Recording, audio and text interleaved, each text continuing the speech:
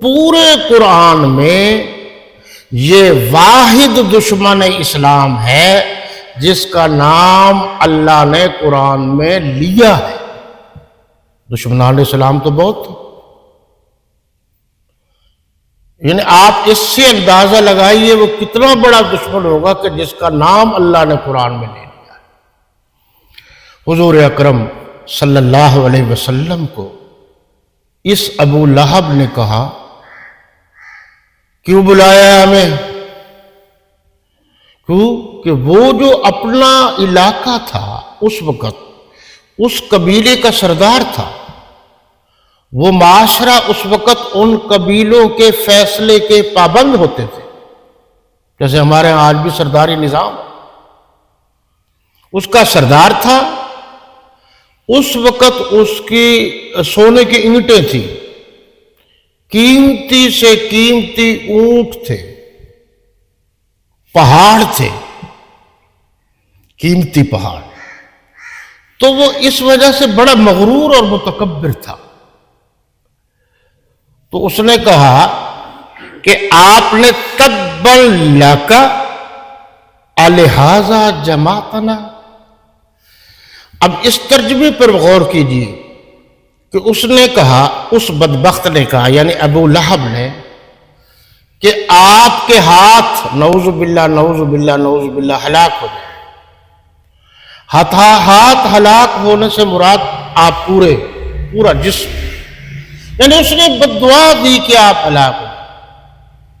اللہ کو یہ بات پسند نہ آئی کہ میرے پیغمبر کے خلاف اس بدبخت نے یہ بات کر دی، تو وہی لفظ اللہ نے بھی دہرایا، تبت یدا ابی لہب وتب۔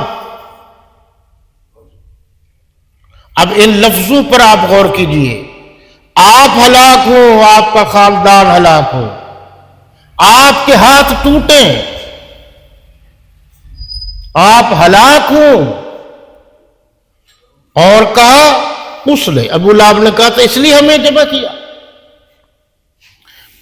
بعض مفتی صاحب نے بھی لکھا ہے کہ اس ظالم نے پتھر اٹھایا مارنے کے لیے ابو لہب نے حضور اکرم صلی اللہ علیہ وسلم کو۔ اب وہ جو ہاتھ پتھر کی طرف گیا اور اس نے کوشش کی کہ یہ پتھر اٹھا کر نعوذ باللہ من ذالک میں ماروں، تو اللہ کو یہ بات پسند نہ آئی۔ اللہ نے فرمایا تیرے ہاتھ ٹوٹ جائیں تو میرے نبی کے خلاف پتھر اٹھاتا ہے، گویا میرے نبی کے خلاف تو ہاتھ اٹھاتا ہے۔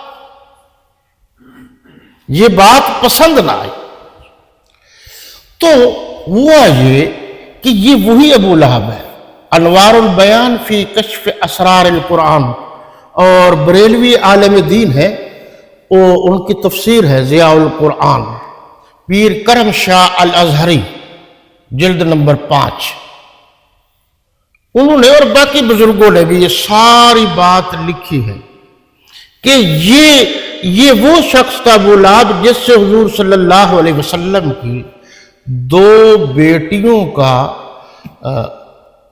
کہا جائے معاہدہ ہوا تھا رشتے کے لیے، روانگی نہیں ہوئی تھی، رخصتگی نہیں ہوئی تھی، بات چیت ہوئی تھی، اور آپ صلی اللہ علیہ وسلم نے فرمایا تھا ٹھیک ہے۔ لیکن جیسے ہی اللہ کے نبی صلی اللہ علیہ وسلم نے دین اسلام کی تبلیغ کی، یہ بیٹیوں کا جو لفظ ہے اس پر آپ غور کریں گے، سورہ احزاب آیت نمبر 69 ذہن میں رکھ لیجئے، اس کو غور سے دیکھیے۔ اس میں بناتیکا کا لفظ ہے، یا ایہا النبی قل لازواجک و بناتک و نساء المؤمنین یدنین علیہن من جلابیبہن ذالک ادنی ان یعرفن فلا یؤذین وکان اللہ غفورا رحیما۔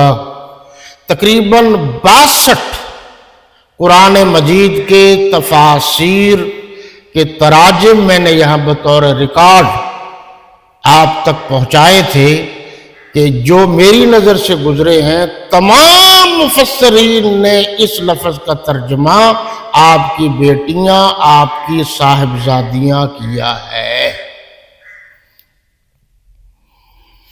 اچھا جی، ہوا یہ کہ آپ صلی اللہ علیہ وسلم نے دین اسلام کی تبلیغ شروع کی تو ابو لہب کو بڑی تکلیف۔ ابو لہب نے اپنے بیٹوں کو بلایا، ایک کا نام عتبہ تھا، ایک کا نام عتیبہ تھا۔ یہ جو عتیبہ تھا یہ ذرا زیادہ چالاک اور چست تھا، تو آپ صلی اللہ علیہ وسلم کے بارے میں آپ کے حقیقی چچا ابو لہب نے اپنے بیٹوں سے کہا کہ بیٹا، اگر آپ مجھے خوش کرنا چاہتے اور آپ میری جائیداد کے صحیح معنوں میں وارث بننا چاہتے ہیں تو پھر ان کی بیٹیوں کو طلاق دے۔ اس وقت کے مطابق یعنی معاہدہ توڑ دے۔ یہ میں نے اس لیے کہا ہے کہ رخصتیں نہیں ہوئی تھی، بات چیت ہوئی تھی۔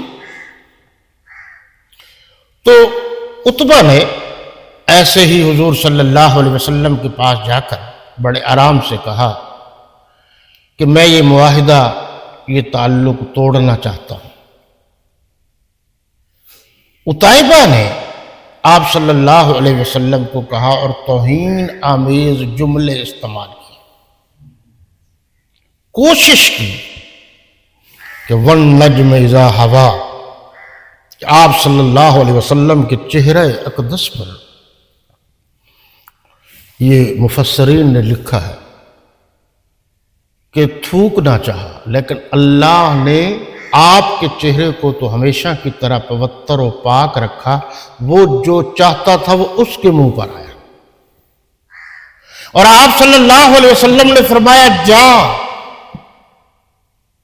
تو نے اتنی بڑی گستاخی کی ہے، یعنی تعلق توڑنا تھا تو وہ تو علیحدہ بات ہے، جس طرح عتبہ نے توڑا، یعنی تمہارے بھائی نے، تم نے توہین کی ہے،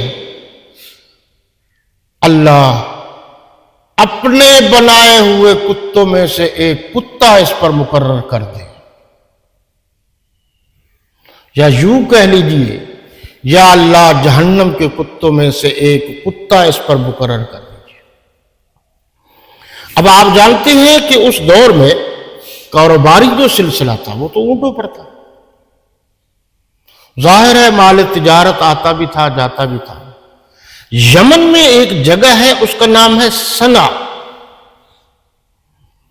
ابو لہب کو سب نے کہا تیار ہو جا، تو نے اسلام کی بڑی توہین کی ہے، صاحب ایمان صاحب رسالت صلی اللہ علیہ وسلم کی بڑی توہین کی ہے، دین اسلام میں رکاوٹیں ڈالی ہیں۔ اب اللہ کے نبی نے آپ کے بیٹے کے لیے بد دعا کر دی ہے، خیال رکھنا تو جو مرضی کر، یہ بد دعا رکے گی نہیں، یہ اپنا اثر دکھائے گی۔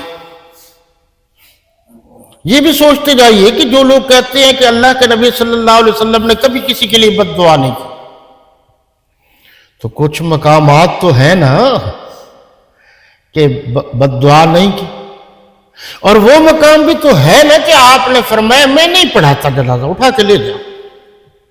ساری کائنات کے رحمت والے نبی، رحمت للعالمین، جن کی رحمت کی مثالیں دی جاتی ہیں، انہوں نے فرمایا کہ میں اس شخص کا جنازہ نہیں پڑھاتا۔